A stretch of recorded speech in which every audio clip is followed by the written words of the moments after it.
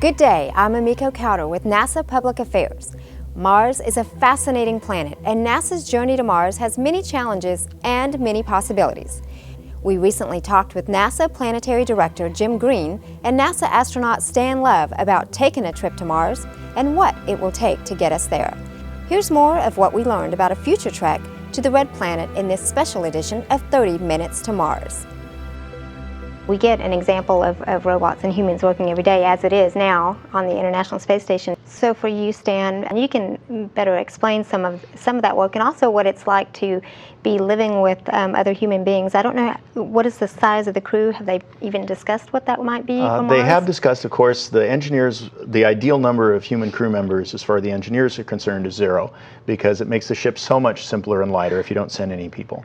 Realistically, you don't want to send too few people to be locked together in a minivan for 3 years because the social interactions can be bad. So you need a certain size of crew, maybe about 6 or so, to keep a social atmosphere that's not going to disintegrate.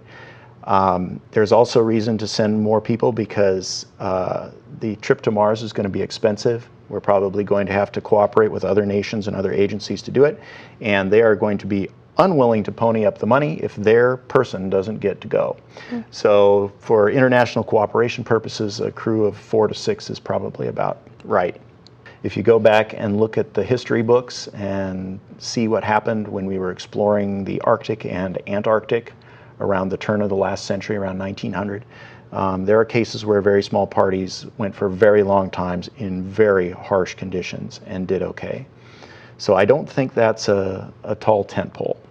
Now, working with robots, on the International Space Station, we talk a lot about the robot arm, but that is not much of a robot. It's a manipulator system. The crew commands it, and it goes exactly where they tell it to. And there's a great deal more typing than there is hand controller work, but that's how you control it. The robots that we're talking about for planetary exploration are smart. They can roll forward, detect a rock, and go around the rock. Our robot arm on space station, the only thing that prevents it from hitting the space station is the crew. It has no intelligence whatsoever. So when we talk about robotic assistance on the surface of Mars, we're talking about something far more sophisticated than the jointed manipulator systems that we're using on the space station. These things will be able to follow a human along, carry tools, analyze things, be sending back telemetry to the base all the time, and they'll be able to make some of their own decisions, which is not something we see on the space station. Yeah. One of the, it's actually a lander that we're building right now is called InSight. Okay. And it's going to land not very far actually from where Curiosity is, approximately in the same longitude, but several degrees in latitude higher. And it's designed to make seismic measurements. It's going to put a seismometer down on the surface. It's going to drill several meters below the ground and then look for the heat flow. And that's all about determining how active the planet really is. Does it have a molten core? How geologically active in terms of Mars quakes, if you will. We also want to know that. Now we know Mars is hit by meteors that are coming primarily from the asteroid belt, which exists between Mars and Jupiter. And as those impacts occur, they're going to generate sound waves, and then InSight, sitting on the surface, its seismometer will see those and then understand a lot more about the structure, the interior structure of that planet. From a scientific point of view, that's tremendously exciting because it gives us an idea of another terrestrial planet and how it's put together and tells us about the early origin of our terrestrial planets here in the solar system. From human exploration perspective, knowing how active Mars is will allow them to work in the field without getting knocked down if there are large Mars quakes. And indeed, we just don't know how active Mars is, and that will be important to know. So Phobos and Deimos, you know, some people call those the space station of Mars, you know, because you know, there might be an element of that where we go visit Phobos and Deimos first. Before we get down on the surface. Yeah, so what are your thoughts on that? Yeah, many of the technical problems for getting to Mars are landing on Mars and then launching again off of Mars. Mars is a planet. it's hard to launch off of Mars. When we launch people off of the Earth, we go down to Kennedy Space Center in Florida, and there are 10,000 incredibly dedicated people who put those spacecraft together, get them out on the pad, make sure everything is perfect before we launch them. And when you go to Mars and it's time to come home, you will do all that work yourself. No dedicated army of people. You will check out all the systems. You will make sure the spacecraft is fueled and ready to go. And that's a job we've never had crews do all by themselves before. So that's going to be a new one for us. Phobos and Deimos, Mars's two small moons. The larger is maybe 20 miles across, and the smaller is maybe 12 miles across. They are much easier to get to than the surface because you don't have to go down in that gravity well and then slow down and stop. You can stay higher in orbit, and the job of slowing down and stopping is much easier. And then launching off of Phobos and Deimos, you could do with a good jump. So you don't have to have big, powerful rockets and punch through all that atmosphere and get your 5 kilometers per second of escape velocity. That said, they are not easy objects to work with. So first of all, they're so small that their gravity is, every 100 pounds of weight you have on Earth gets you 1 ounce on Phobos and 1/2 ounce on Deimos. And when we practice our spacewalks underwater in the neutral buoyancy lab, and our 150 or 200 pounds of person plus 350 pounds of spacesuit, a perfect way out in the NBL is plus or minus 1 pound, and that feels just like being in weightlessness. Your way out on Phobos and Deimos will be an ounce or so. So it's a better simulation of zero gravity than the simulations we use to train for zero gravity. So essentially you're on a natural object covered with rocks and dirt and dust that has no gravity. Every time you touch it, stuff is going to float away. If you just touch that with your finger, off you go. And it could be hours before you fall back down again. You will not walk on Phobos and Deimos. Your legs are much too clumsy and strong. You will barely touch Phobos or Deimos, and then you'll go drifting off to the side, and it may be 10 or 20 minutes before you can touch Phobos or Deimos again. So we don't know how to operate in that environment yet. Our weightless environment that we practice in Earth orbit, the International Space Station, is covered with handrails. And if there's no handrails, we don't go there, because we need something to hold on to. Phobos and Deimos is just rocks and dust. If you feel yourself drifting away, you grab a rock, and the rock comes with you and drifts away. Whereas on space station, if we're moving away, we just grab the handrail and pull ourselves back in. So what are we going to do? How are we going to learn how to do that? Good question. We're working on it right now. So one thing you can do, if you can figure out how to fire a harpoon into that dusty, rocky surface, not a guarantee that it'll work. You could stretch out ropes and crawl around on the ropes. We're not sure about that. We've looked at techniques for smaller asteroids where you just take the whole asteroid and put it in a fishing net and crawl around on the fishing net. Phobos and Deimos are too big for that. You could carry a little jetpack to push yourself back, but then the fuel requirements get pretty big after you've used it a few times. You know, we have a tiny little jetpack that we carry for self-rescue on the International Space Station.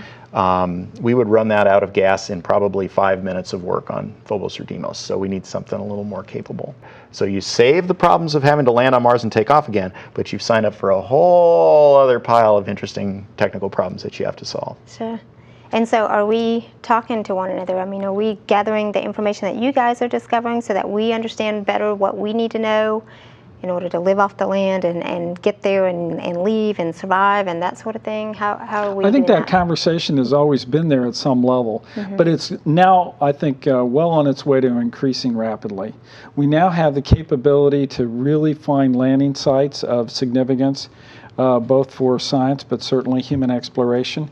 And we need to probe that. We need to really work more closely together.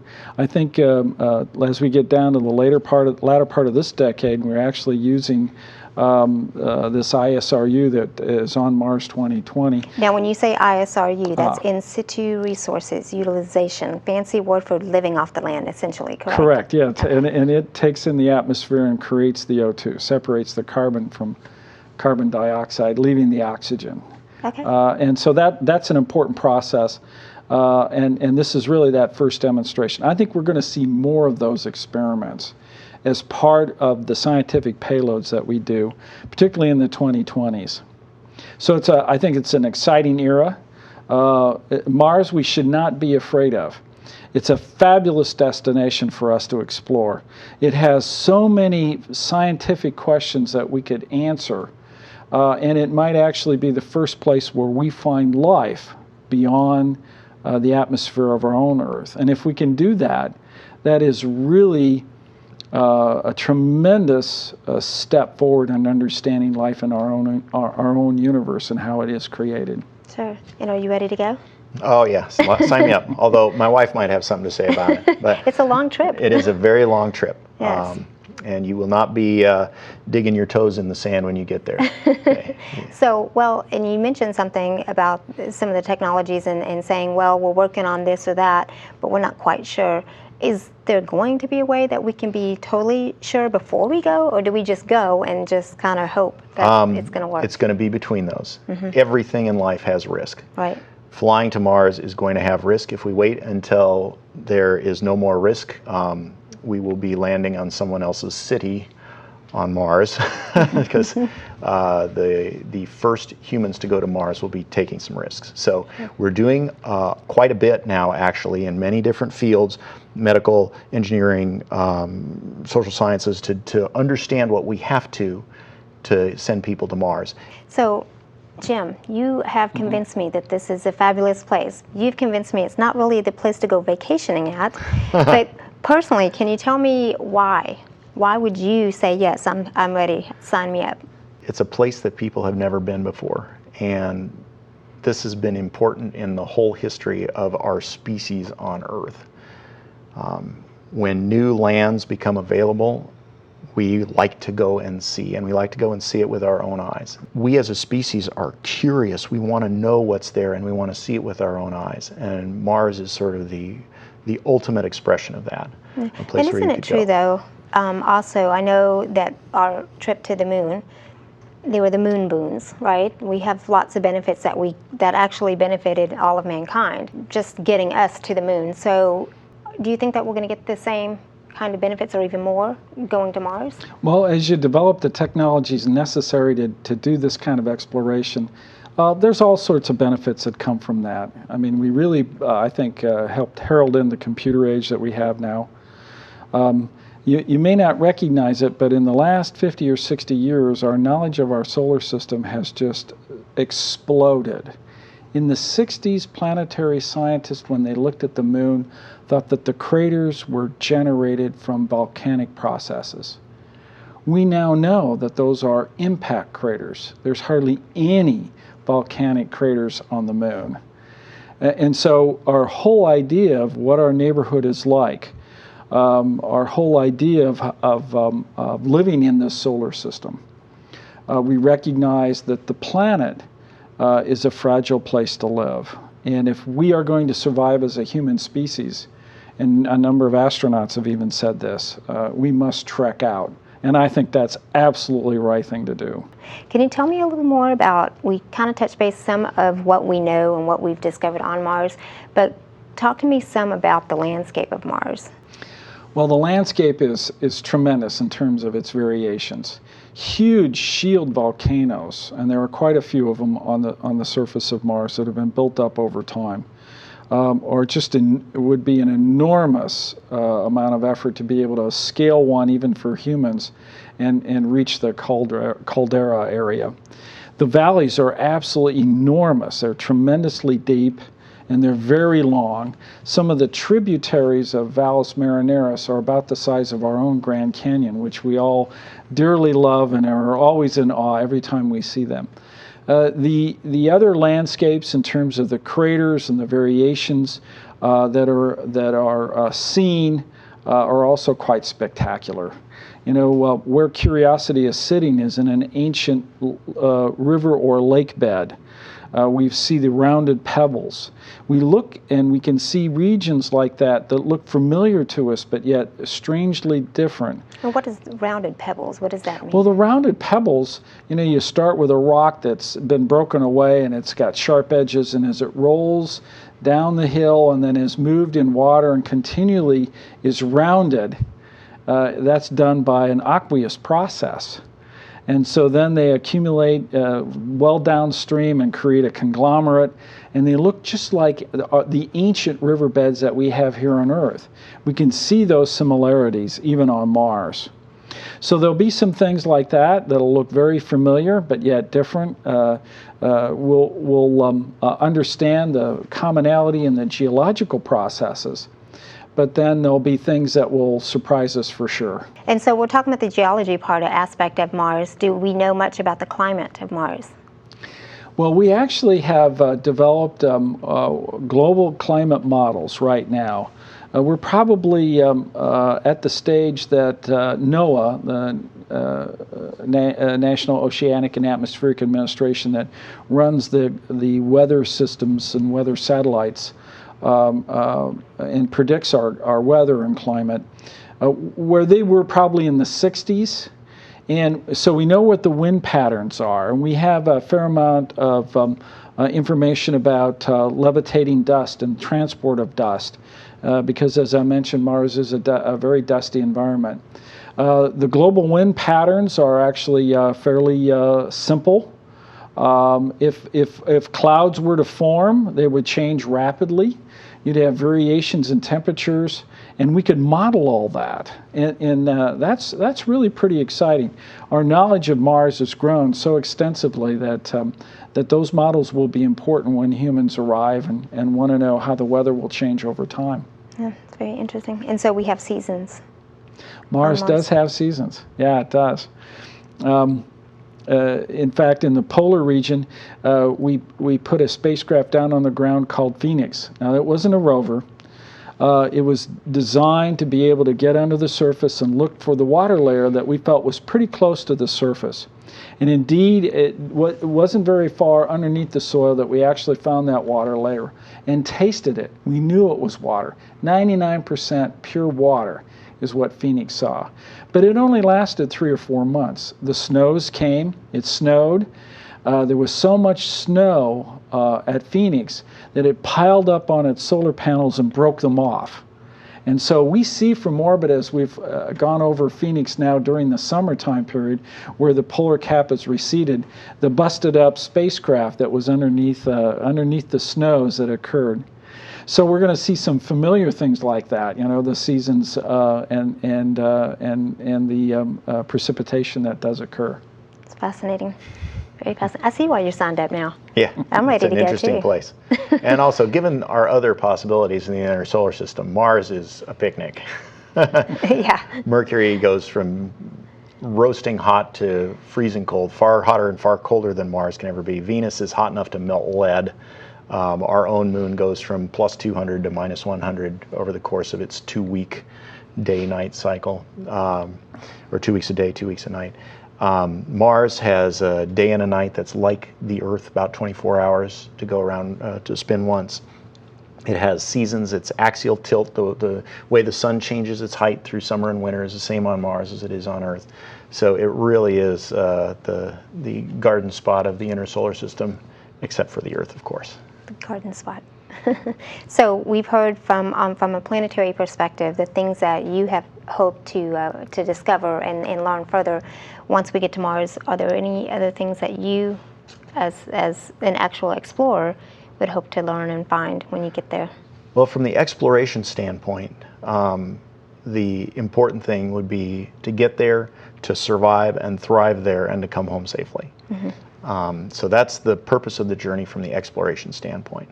Now, the mission that we take to Mars when the first people go is going to be not just flags and footprints like we did with Apollo. Remember, we have put 12 people on the surface of the moon, of whom one was a geologist, and that was on the last Apollo flight that ever went. The first crew on Mars is probably going to be half geologists. So that mission and its objectives will be to explore the area geologically, to collect the best samples, to do the best science, to work with a team of scientists back on Earth to make sure that they've surveyed the whole area and found as many interesting things as they can. And even among the section of the crew that's not geologists, the pilots, the engineers, they're going to have ingrained in their mind that mission success for this flight is to do good geology. Sure. So they'll have geology training. They'll be, once the spacecraft is down, the systems are safe, and we're in sort of a housekeeping mode. Those non-geologists will have had some basic geology training, and their job will be to help the geologists do the best possible science that we can on the surface of this planet and learn as much as we can. So the normal things that we think of when we're just doing an exploration expedition to get out and get back are going to be tightly interwoven with the science goals of this mission.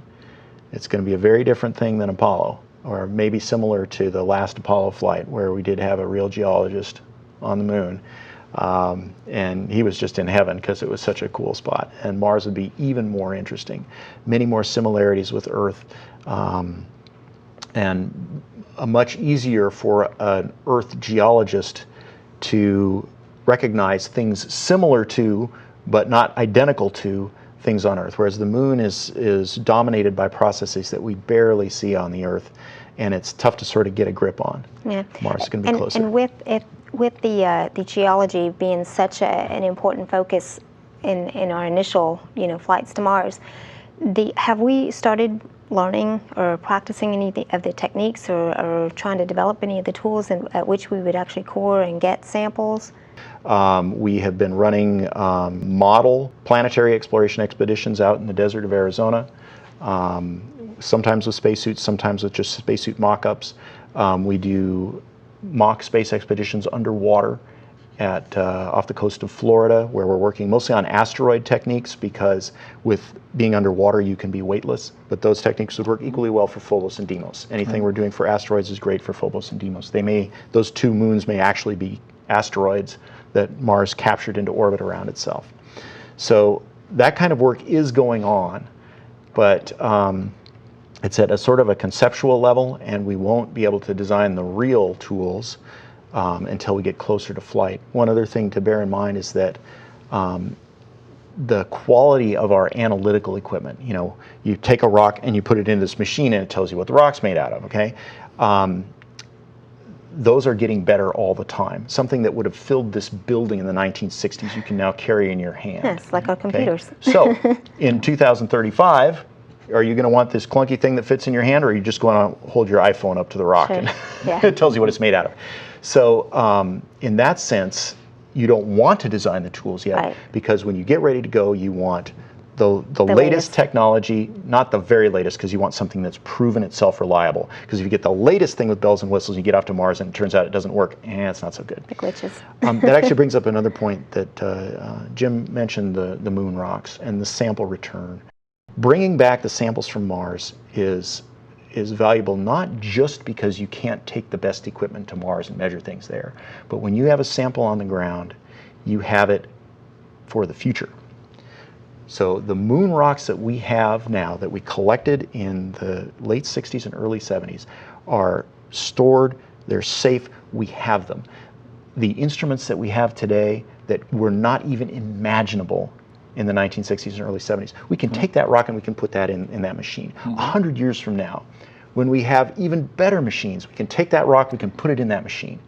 So that's the real the thing that makes this return sample absolutely treasure, is that we have it for the future. You don't just have it for the instruments that you managed to send there, which are going to be old and clunky in 100 years.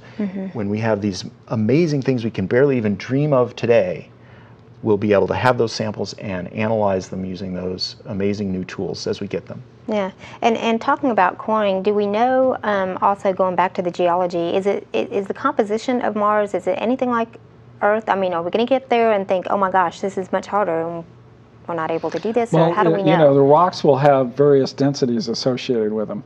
And on the 2020, we're already developing a drill concept. So we're going to core rocks. We're going to get in several inches. It'll be like a piece of chalk. Then we want to get in the hole and we want to interrogate it. We'll zap it with laser and we'll vaporize the rock, and then we'll look at the spectrum, and then we'll figure out, hey, that's a sample we want to keep or we want to move on. We'll have very high resolution microscopes, if you will, to look at the mineralogy. to see if these rocks have been, a sediment has come into them because of water has deposited them. In other words, are they veiny? What kind of materials there are. So that's the kind of sites that we want to go to. We'll see variations in how hard these rocks are, and we want to store those at all levels. And as Stan said quite eloquently, these are samples that will keep giving science as we bring them back to Earth and then study them, because our tools will only get better in terms of analyzing them. It's totally fascinating, and I think that's about all the time that we have, but I really appreciate you guys coming out and talking with us. You can get more information going to the website at www.nasa.gov, and as always, continue enjoying the conversation on Twitter using the hashtag Journey to Mars. I appreciate you guys coming out. Thanks very much. Oh, my pleasure. You're Thank very you for welcome. having me.